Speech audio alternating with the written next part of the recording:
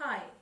Any competitive examination that has English as a testing parameter has mainly got two sections, the reading comprehension and the verbal ability. Today we are going to look at the reading comprehension section. It mainly means unseen passages of varying lengths, and what it tests is the exam taker's ability to understand and evaluate ideas and idea flow, the ability to draw inferences, the similarities and differences are a part of it, are challenge and logical reasoning, vocab, grammar, logical reasoning. These are the challenges and other things that I'm going to focus upon. What are the problems that a person faces? What we require is reading very fast and understanding it in depth. It is the first and gravest challenge of this section.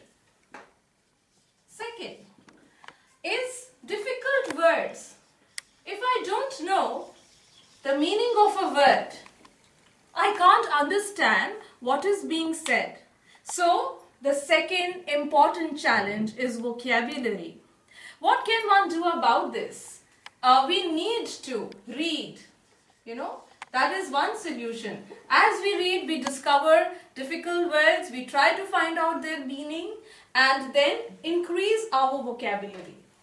We can also enhance our vocabulary with the help of the root, prefix and suffix method that makes us learn lot of new words with less of effort.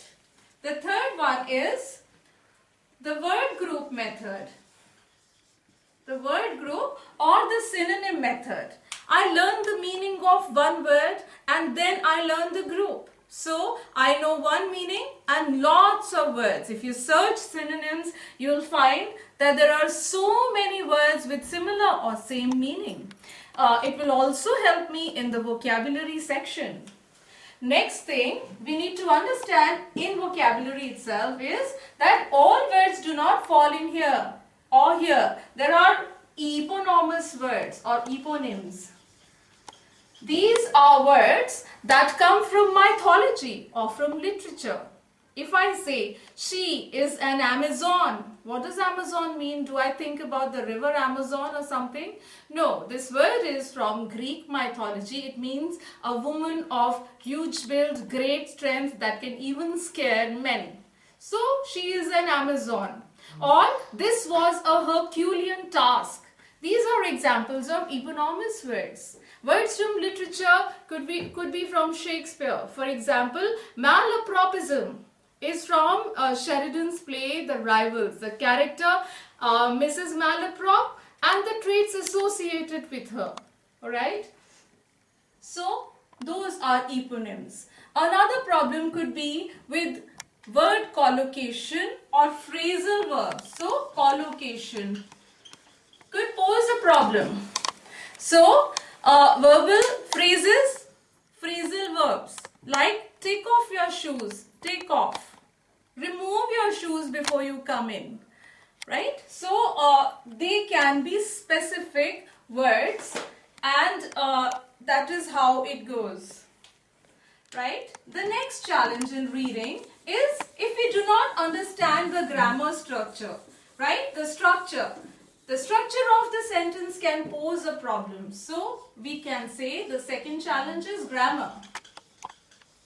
For that, we need to brush up our grammar rules, right?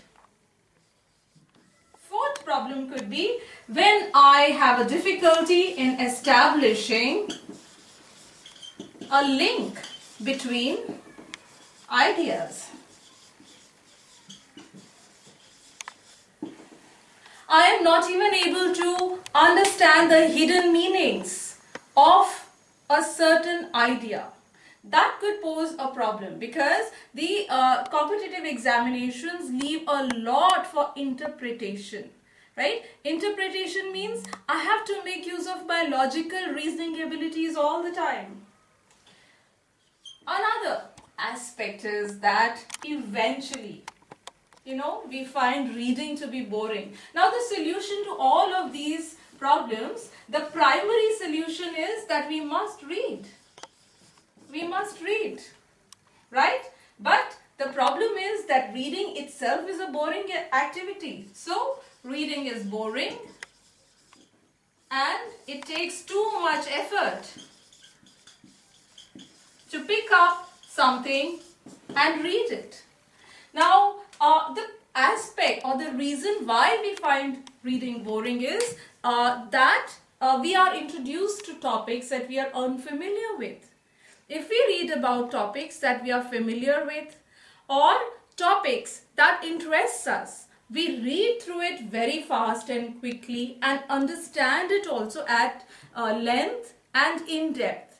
The problem arises when we pick up things that we do not like or we are averse to.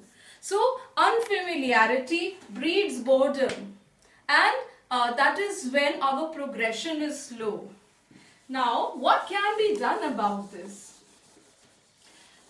This is an examination-oriented strategy. First thing that I would like to inform is that these competitive exams give you passages that are pertaining to the academic field. So, they could be subject-oriented topics mainly.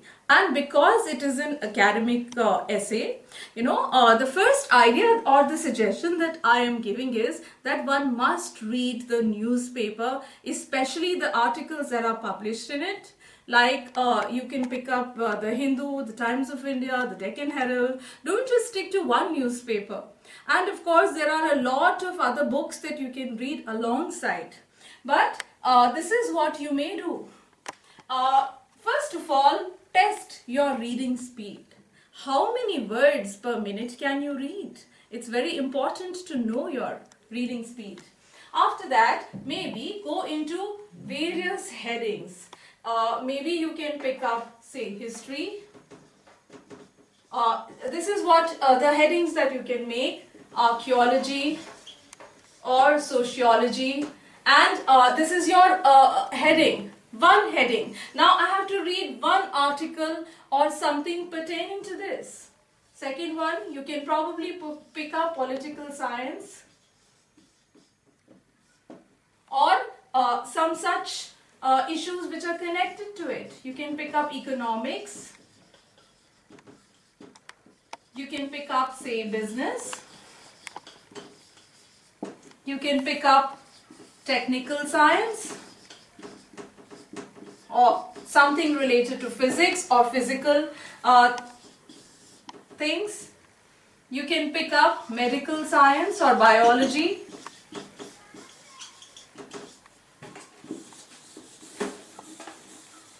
You can pick up current affairs.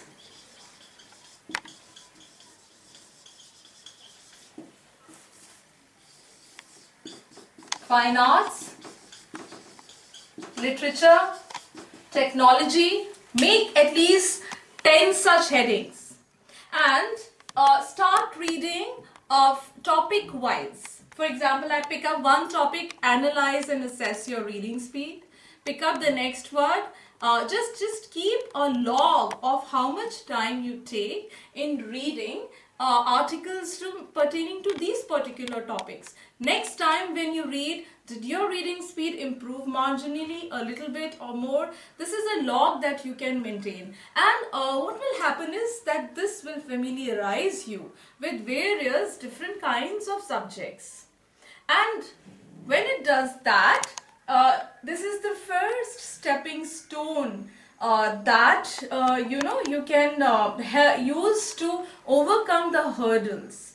And when one reads, all the aspects of language are covered up in reading itself. Reading gives you familiarity of grammatical structure. It gives you the subtlety of the ideas of a writer's mind. It introduces you to different and new words. It gives you different types of formats or structures. What is the format that the writer has made use of? Is this an essay? Is this a persuasive essay? Is it discursive? Is it descriptive? No? Or is it purely a narrative? So it gives you an insight into structure, and that is one aspect which is tested in the reading comprehension section.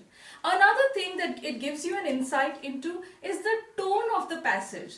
Is it witty, humorous? Does it have a positive tone or a negative one? Is it pessimistic or is it optimistic? So it will give you an introduction into the tone aspect of a passage. So these are the following three things that you must be very well familiar with and sure about if you pick up any questions in this topic, right? When it comes to interpretation based questions, you have central idea. I must know what the passage is about in brief. Second thing, the tone.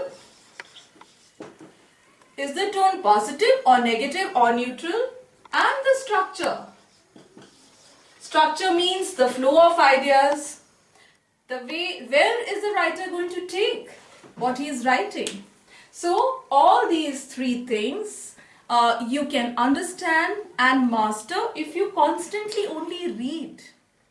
And you will be able to answer questions based on interpretation. So interpretation based questions. So that was the introduction to the reading comprehension section. Thank you.